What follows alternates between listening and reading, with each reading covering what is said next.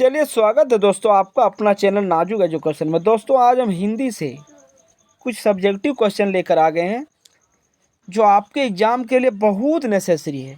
दोस्तों वीडियो शुरू करने से पहले आपसे यही रिक्वेस्ट करेंगे कि यदि आप हमारे चैनल में नहीं होंगे तो आप सबसे पहले हमारे चैनल को सब्सक्राइब करें, ठीक है, ताकि आने वाले वीडियो आप तक सबसे जल्दी पहुंच सके, ठीक है।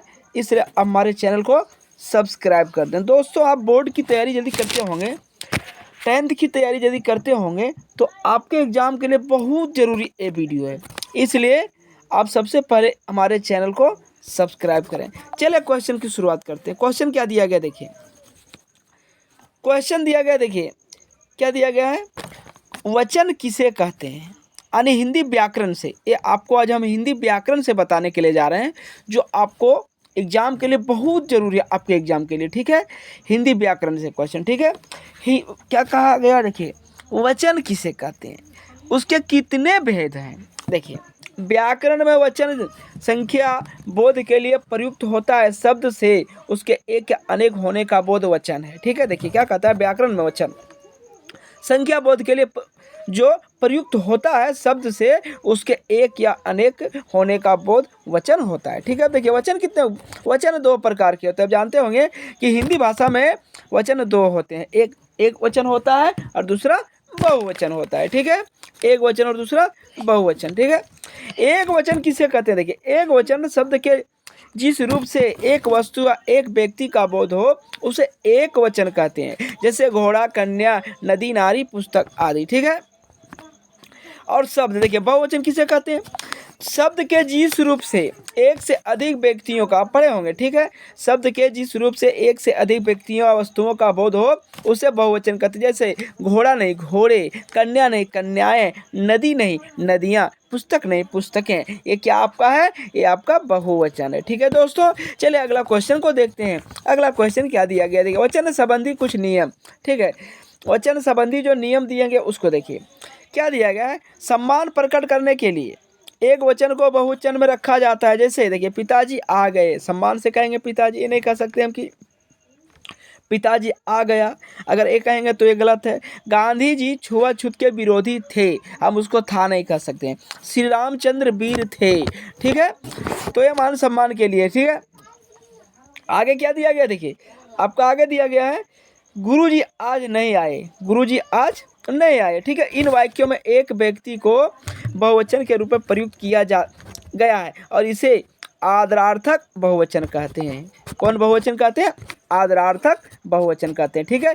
हिंदी में देखिए, हिंदी में हस्ताक्षर, प्राण, दर्शन, होश आदि शब्द बहुवचन में ही प्रयुक्त होते हैं। जैसे आपके हस्ताक्षर बड़े सुंदर है, आपका देखिए हस्ताक्षर आपका बहुवचन में आएगा, ठीक है। बड़ी मुश्किल से मेरे प्राण बचे, प्राण भी आपका उसी में आएगा, प्राण का कोई बहुवचन नहीं होगा, वो ऑलरेडी बहुवचन में होता है, ठीक है। आपके दर्शन तो दुर्लभ है, दर्शन भी आपका जो है उसी में है, बहुवचन में। दर्शन का कोई बहुवचन अलग से नहीं होता है, ऑलरेडी वो बहुवचन है। क्या दिया गया देखिए, समाचार सुनकर उसके होश उड़ गए, तो समाचार आपका जो है ये भी आपका बहुवचन है, ठीक है। आशा करता हूँ कि ये समझ में आ गया होगा। चलिए अगला देखते हैं, आगे क्या दिया गया 3 क्वेश्चन में देखिए। क्वेश्चन नंबर 3 में आपका जो दिया गया है, कुछ एक वचन शब्द गण, लोग, जन समूह, वृद्ध, क्या दिया गया, आदि शब्दों के साथ जुड़कर बहुवचन में प्रयुक्त होते हैं। जैसे देखिए छात्रगण परीक्षा की तैयारी में व्यस्त है, तो छात्रगण आपका जो है ये क्या होता है, ये जुड़कर जो है सो शब्दों के साथ जुड़कर क्या होता है, बहुवचन में प्रयुक्त होता है। जैसे छात्रगण, छात्र के साथ क्या जुड़ गया, गण जुड़ गया, ठीक है, ये बहुवचन आपका हो गया, ठीक है। आगे देखिए मजदूर लोग, क्या दिया गया है, मजदूर लोग, ठीक है। अब मजदूर के साथ क्या जुड़ गया, मजदूर के साथ लोग जुड़ गया, ठीक है, कार्यरत है, ठीक है। अब कृषक जन, कृषक, कृषक तो कृषक है, उसके साथ क्या जुड़ गया, जन जुड़ गया। ये फसलें काट रहे हैं, ये जुड़ जाने से आपका सिंगुलर से एक वचन से बहुवचन बन जाता है। वहाँ नर समूह दिखाई दे, नर समूह मतलब क्या होता है, आदमियों का झुंड, आदमियों का जो है सो जत्था दिखाई दे रहा है, ठीक है। नर के साथ क्या लग गया, समूह लग गया, ठीक है। आशा करता हूँ कि ये भी समझ में आ गया होगा, ठीक है। अब देखिए आकारांत इकारांत के बारे में पढ़े होंगे, ठीक है। आकारांत क्या कहता है, आकारांत स्त्रीलिंग संज्ञा का बहुवचन संज्ञा के अंतिम या को ए कर देने से बनता है। जैसे देखिए एक वचन गाय, गाय को अगर बहुवचन बनाएगा गायें हो जाएगा। क्या हो जाएगा? आकारांत मतलब समझ गए, गाय। हम गाय को जब गा बोलते हैं तो ग में आ आता है, ठीक है, इसी को अकारांत बोला जाता है, ठीक है। जब अकारांत को हम बहुवचन बनाएंगे तो इसमें ए जोड़ना पड़ेगा। क्या जोड़ना पड़ेगा? ए जोड़ना पड़ेगा, तब जो सो ये बहुवचन बनेगा। जैसे देखिए आपको दिया गया है गाय, गाय से गायें, बात, बात से बातें, बहन, बहन से बहनें। अकारांत में हम ये जोड़ेंगे तब इसका एक वचन से बहुवचन होगा, ठीक है। चलिए आगे देखते हैं, आगे क्या दिया गया है। आगे आपका जो दिया गया है आकारांत, अकारांत ने ये आकारांत, आकारांत स्त्रीलिंग एक वचन संज्ञा शब्द के अंत में ये लगाने से बहुवचन बनता है। जैसे देखिए क्या दिया गया है, आकारांत आपका जो दिया गया है, ठीक है। स्त्रीलिंग एक वचन संज्ञा, यानी स्त्रीलिंग जो एक वचन संज्ञा होता है शब्द के अंत में ए लगाने से बहुवचन बनता है, ठीक है। अब स्त्रीलिंग पुल्लिंग पढ़े होंगे तो चलिए देखिए क्या दिया गया है। शाखा, शाखा से क्या है? शाखाएं हैं। कथा से क्या है? कथाएं हैं। लता से क्या है? लताएं हैं। ये आकारांत है, आकारांत है। आकारांत में ये जब एक वचन से बहुवचन बनाएंगे तो इसमें हमको ए लगाना पड़ता है, ठीक है, तब इससे एक वचन से बहुवचन बनता है, ठीक है दोस्तों। चलिए आगे क्वेश्चन देखते हैं, आगे क्या दिया गया देखिए। अब इकारांत, इकारांत या दुर्गही इकारांत, ठीक है, हर्षई इकारांत या दुर्गही इकारांत स्त्रीलिंग संज्ञाओं के अंत में दुर्गही को हस्व कर या जोड़ने अर्थात ई को इया कर देने से बहुवचन बनता है, ठीक है। ई को इया कर देने से क्या बनता है? बहुवचन बनता है। और ई को दुर्गही को क्या करना पड़ता है? हस्व कर देना पड़ता है, तो इससे क्या बनता है? वजह से देखिए आप मान के चलिए तिथि हम बोलेंगे, क्या बोलेंगे? तिथि अगर हम पढ़ेंगे तो तिथि को हमको बहुवचन बनाना पड़ेगा, तो तिथि को जब बहुवचन बनाएंगे तो क्या हो जाएगा?